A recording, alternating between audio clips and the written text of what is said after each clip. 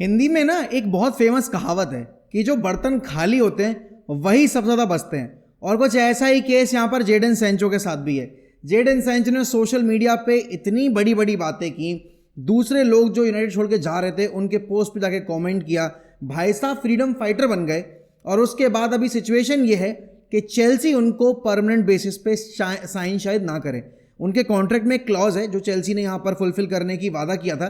कि अगर Chelsea 14th position से ऊपर फिनिश करती है तो यहाँ पर वो जेडन सैंचो को 25 मिलियन पाउंड्स में साइन कर लेंगे परमानेंट बेसिस पर, और यूनाइटेड को 25 मिलियन मिल जाएंगे। लेकिन अब अगर रेटेस्ट रिपोर्ट की माने, एथलेटिक जो रिपोर्ट कर रहा है, और वो चीज़ कल फेब्रिजो ने भी रीट्वीट करके एकदम से साबित कर दी कि यहाँ पर जेडन सैंचो के केस में यूनाइटेड को शायद मुंह की खानी पड़ सकती है और चेल्सी 5 मिलियन का कंपेंसेशन देकर जेडन सैंचो को वापस यूनाइटेड भेज देगी। भाई साहब जेडन सैंचो का पता नहीं, लेकिन हम यूनाइटेड फैंस के लिए ये बहुत बड़ी बुरी खबर है, क्योंकि देखो ऐसे प्लेयर्स नहीं चाहिए क्लब में जो यहाँ पर क्लब में एम्प्लॉयड हैं। अगर आप देखोगे अभी भी he is contract bound with United, वो भले ही खेल चेल्सी के लिए रहा है लेकिन he is contract bound with United. ऐसे प्लेयर्स पहली बात तो एक गलत एग्जाम्पल सेट करते हैं क्लब के लिए कि आपने ऐसे प्लेयर्स को हायर कर रखा है जो यहाँ पर कमिटेड नहीं है प्रोजेक्ट पे। और दूसरी चीज़, यहाँ पर ये प्लेयर्स आपके लिए आउटपुट ना देकर भी ऐसे बिहेव करते हैं जैसे इन्होंने बहुत अच्छा खेला हो और क्लब ने इनके साथ गलत ट्रीटमेंट दिया हो। This is the second club जहां पर जेडन सैंचो ने मुंह की खाई है। लास्ट ईयर अगर आप देखोगे तो ये डॉर्टमंड गए, डॉर्टमंड में उन्होंने 2-3 अच्छे मैचेस खेले चैंपियंस लीग में, और उसके बाद डॉर्टमंड ने भी पोस्ट डालना शुरू कर दिया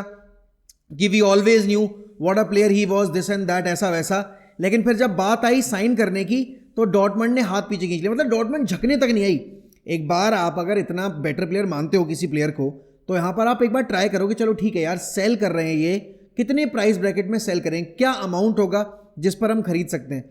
अगर एक प्लेयर अच्छा है ना तो उसके लिए क्लब फाइट करेगा, उसके लिए क्लब नेगोशिएट करेगा, उसके लिए क्लब यहाँ पर पूरी कोशिश करेगा कि उसको साइन कर लिया जाए। लेकिन एक प्लेयर जो हार्डवर्किंग नहीं है, एक प्लेयर जो ओकेजनल बेसिस पर यहाँ पर परफॉर्म करता है, उसके लिए अभी कोई भी क्लब यहाँ पर एफर्ट नहीं डालेगा। कॉम्पिटिशन बहुत ज़्यादा है, और जेडन सैंचो जैसे अगर आप परफॉर्मेंस वाइज बेसिस पे बात करोगे बहुत सारे प्लेयर्स मिल जाएंगे। पोटेंशियल का हमें अचार नहीं डालना है। पोटेंशियल जब तक आपका आउटपुट पे कन्वर्ट होकर ना मिले तब उस पोटेंशियल का कोई मतलब नहीं बनता, और जेडन सैंचो के केस में यही प्रॉब्लम है। एक टाइम ऐसा था जब जेडन सैंचो ने 3 लगातार सीजन में 20+ असिस्ट रजिस्टर किए थे, एंड उस टाइम पे यहाँ पर मेसी और जेडन सैंचो इकलौते वो प्लेयर्स थे जिन्होंने ये कारनामा करके दिखाया था। और इसी वजह से Ole Gunnar Solskjaer was superly obsessed with Jadon Sancho and he wanted to bring Sancho to Old Trafford. लेकिन उस साल में डॉर्टमंड ने यहाँ पर 110 मिलियन डिमांड किए थे, हमारा ऑफर था 105 मिलियन का। 5 मिलियन के चक्कर में हमने जेडन सैंचो साइन नहीं किया था, और अब मैं सही बताऊं तो शुक्रगुजार हूं कि उस वक्त पर हमने वो 30 मिलियन एक्स्ट्रा पे ना करके अपने लिए कम से कम और ज़्यादा बड़ी मुसीबत मोल नहीं ले ली। हमने जेडन सैंचो को 75 मिलियन पे साइन किया, और जेडन सैंचो ने हमें आउटपुट के तौर पे कुछ नहीं दिया।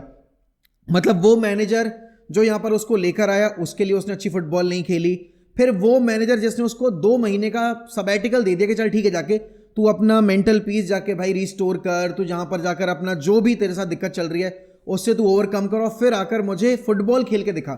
लेकिन जेडन सैंचो जैसे प्लेयर्स यहाँ पर मेहनत करने के तैयार नहीं है। और अगर आप अभी देखोगे तो एंजो मरेस्का ने भी बहुत ट्रस्ट करके जेडन सैंचो को टीम में इंटीग्रेट करने की कोशिश की, और अब जेडन सैंचो ने चेल्सी फैंस जो जेडन सैंचो को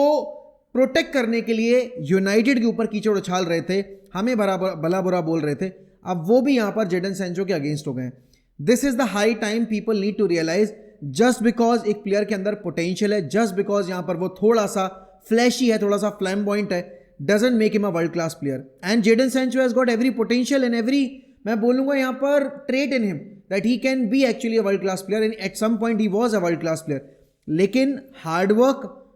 नहीं करोगे अगर, तो talent without hard work is nothing, and इसके मल्टीपल एग्जांपल्स हैं। रैशफोर्ड बहुत टैलेंटेड है लेकिन वो भी हार्डवर्क करने को तैयार नहीं है, इसीलिए उसके गेम में कंसिस्टेंसी नहीं है। Same can be said about Anthony Martial, same can be said about Paul Pogba, same can be said about now Jadon Sancho, और ऐसे मारियो बालोटेल्ली, पता नहीं कितने सारे ऑप्शंस आपके सामने आ जाएंगे। लेकिन हाँ, यूनाइटेड के लिए इस पॉइंट ऑफ टाइम पे जेडन सैंचो अगर वापस आते हैं तो उनको बेचना बड़ा मुश्किल होगा, क्योंकि अगर आप चलो ठीक है आप बेच भी लोगे तो आपको एक मैसिव लॉस सफ़र करना पड़ेगा, क्योंकि कोई भी बड़ा क्लब यहाँ पर जेडन सैंचो को साइन करने के मूड में लग नहीं रहा है। अब यहाँ पर दूसरी चीज़ ये है कि Trent Arnold to Real Madrid, ये सबने सुन ही लिया होगा, 2 दिन पहले की रिपोर्ट है रियल मैड्रिड ने यहाँ पर कांटेक्ट किया है ट्रेंट आर्नल्ड के साथ और ऐसा बताया जा रहा है कि एक प्री कॉन्ट्रैक्ट एग्री कर लिया यहाँ पर आपके रियल मैड्रिड ने ट्रेंट आर्नल्ड के साथ। लेकिन अगर आप लिवरपूल एंड की रिपोर्ट सुनोगे तो लिवरपूल के एंड से रिपोर्ट्स यही आ रही हैं कि नहीं, लिवरपूल वांट टू एक्सटेंड आपके ट्रेंट आर्नल्ड का कॉन्ट्रैक्ट और यहाँ पर Liverpool is no mood to sell Trent Arnold. अब जून 2025 में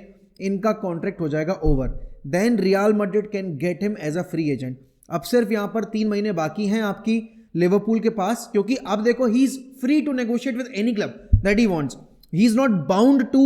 basically wait for an offer, क्योंकि यहाँ पर जो आखिरी 6 महीने होते हैं कॉन्ट्रैक्ट के उसमें प्लेयर के पास फ्रीडम होती है, वो किसी क्लब के साथ जाके नेगोशिएट कर सकता है।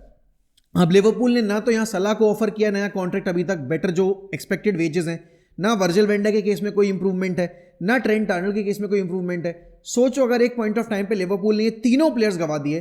तो लिवरपूल की ये टीम जो भी क्वाड्रुपल चेस कर रही थी, हालांकि वो क्वाड्रुपल की रेस से बाहर हो गए, ट्रेबल की रेस से बाहर हो गए, यूरोपियन डबल की रेस से बाहर हो गए, तो अब इनके पास सिर्फ प्रीमियर लीग जीतने को बची है। जब ये लिवरपूल की टीम इनके मेन प्लेयर्स के साथ सिर्फ प्रीमियर लीग के लिए कंपीट कर पा रही है, तो अगर ट्रेंट आर्नल्ड और सलाह चले जाते हैं, बिकॉज मुझे अभी भी लगता है कि शायद वर्जिल वैन डाइक को रोक लेंगे, लेकिन सलाह और ट्रेंट आर्नल्ड से ये हाथ धो बैठेंगे, तो फिर कैसे ये टीम यहाँ पर मैचेस जीतेगी, कैसे ये टीम नेक्स्ट ईयर में जाते में पीएल के लिए कंपीट करेगी। बिकॉज आर्ने स्लॉट की अगर आप इस साल का विन परसेंटेज देखोगे उसमें मेजर कॉन्ट्रीब्यूशन आपके मोहम्मद सलाह का है, और अगर मोहम्मद सलाह यहाँ पर आपके फ्यूचर के पार्ट नहीं है, अगले सीजन के पार्ट नहीं है, तो लिवरपूल कैसे कंपीट कर पाएगी मैन सिटी, आर्सेनल, चेल्सी, बाकी टीम्स के साथ। बिकॉज हर दिन आप देख रहे हो आपकी न्यूकासल और स्ट्रांग हो रही है, आपकी एस्टन विला यहाँ पर क्वार्टर फाइनल्स तक पहुंच गई चैंपियंस लीग के, आपकी नॉटिंघम फॉरेस्ट यहाँ पर अगर आप देखोगे गिगरेस से लिंक हो रही है, तो वो भी अपनी टीम इंप्रूव कर रहे हो। Next year they will be playing in the Champions League as well and they would want to be their regular basis के ऊपर, तो it won't be that easy. और इसमें तो मैं अपने क्लब को शामिल भी नहीं करूंगा, बिकॉज हम तो अभी अपनी आइडेंटिटी बनाने की ही कोशिश कर रहे हैं, हमें पता भी नहीं हमें समर मार्केट में ट्रांसफर मिलेंगे नहीं मिलेंगे, मिलते हैं तो कौन से मिलेंगे, कितना बजट मिलेगा, तो मैं अपने क्लब को तो इंक्लूड भी नहीं कर रहा। लेकिन अगर रियल मैड्रिड ट्रेंट आर्नल्ड को साइन कर लेती है, I think this will be one of the best signings. देखो हर सीजन में आपने देखा है कि रियल मैड्रिड एक मेगा साइनिंग तो कर ही रही है। 2 साल पहले जूड आया, इस साल यहाँ पर आपका किलियन एम्बापे आया, और अगर अपकमिंग ईयर में यहाँ पर आपका ट्रेंट आ जाता है तो दे will be getting a world class squad, they already have got a very world class squad. लेकिन ट्रेंट आर्नल्ड भाई ही इज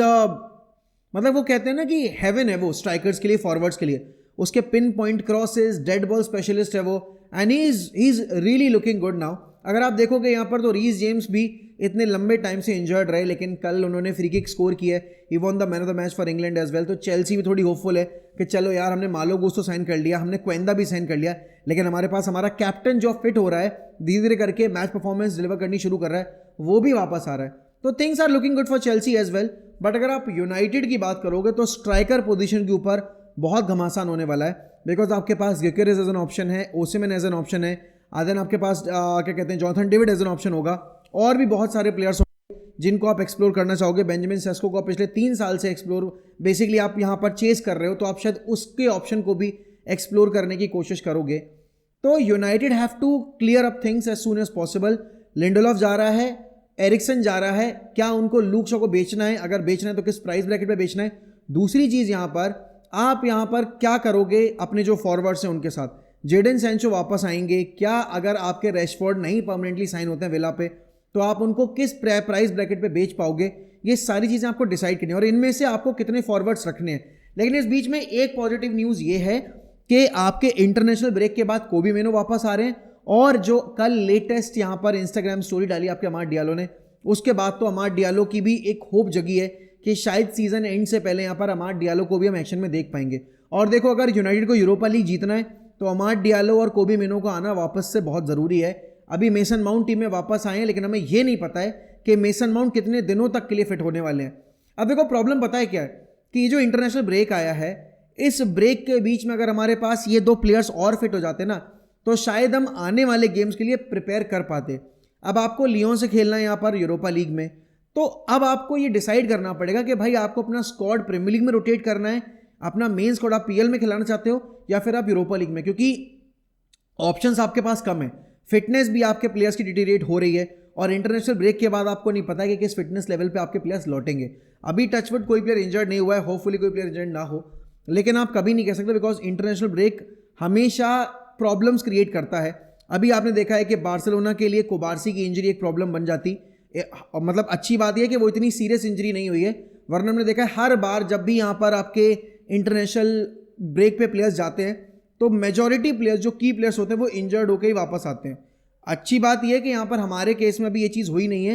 एंड हॉयलैंड ने भी पहले एक मैच में गोल स्कोर कर दिया, एरिक्सन ने भी गोल स्कोर कर दिया, Patrick डोरगू looked good against Portugal, although Portugal ने बहुत अच्छी फुटबॉल खेली दूसरे मैच में, स्पेशली एक्स्ट्रा टाइम में जाकर वो थोड़े लाइवली हुए, क्योंकि आपके दिखाई दे रहा था कि डेनमार्क भाई क्रम्बल कर रही है and they were pretty tired. तो वो चीज़ है कि यहाँ पर आपके कुछ प्लेयर्स ने मोमेंटम गेन किया है, कुछ प्लेयर्स यहाँ पर अब अपनी फुटबॉल थोड़ा सा बेटर खेलना शुरू कर रहे हैं। बट एक चीज़ ये भी है यार कि जब हमने मोमेंटम गेन किया तब ये इंटरनेशनल ब्रेक आ गया। और सही बताऊं भाई, ये इंटरनेशनल ब्रेक इतना लंबा लग रहा है बिकॉज चलो ठीक है, एक तौर पे आप आईपीएल देख रहे हो, एंजॉय कर रहे हो, लेकिन फुटबॉल का मज़ा फुटबॉल ही दे सकती है, वो आपको दूसरे स्पोर्ट्स नहीं दे सकते। तो I am really looking forward कि जल्दी से ब्रेक खत्म हो और यूनाइटेड बैक इन एक्शन आए। लेकिन हाँ, ये जेडन सैंचो की सिचुएशन जिस तरीके से अभी मोल्ड आउट हो रही है, अगर इस स्पेस पे चली और अगर चेल्सी ने हाथ पीछे खींच लिए, I don't think United management will be very happy with this whole drama, because they thought कि उनको 25 मिलियन पाउंड्स मिलने वाले हैं and that will help them in the transfer market. But अब पता नहीं जेडन सैंचो के साथ क्या होगा। बट हाँ, इस जेडन सैंचो के इस पूरे नाटक ने ये ज़रूर क्लियर कर दिया है कि भाई प्लेयर यहाँ पर मेहनती नहीं है, क्योंकि एक क्लब गलती कर सकता है, 2 क्लब कर सकते हैं, 3 क्लब गलती नहीं कर सकते।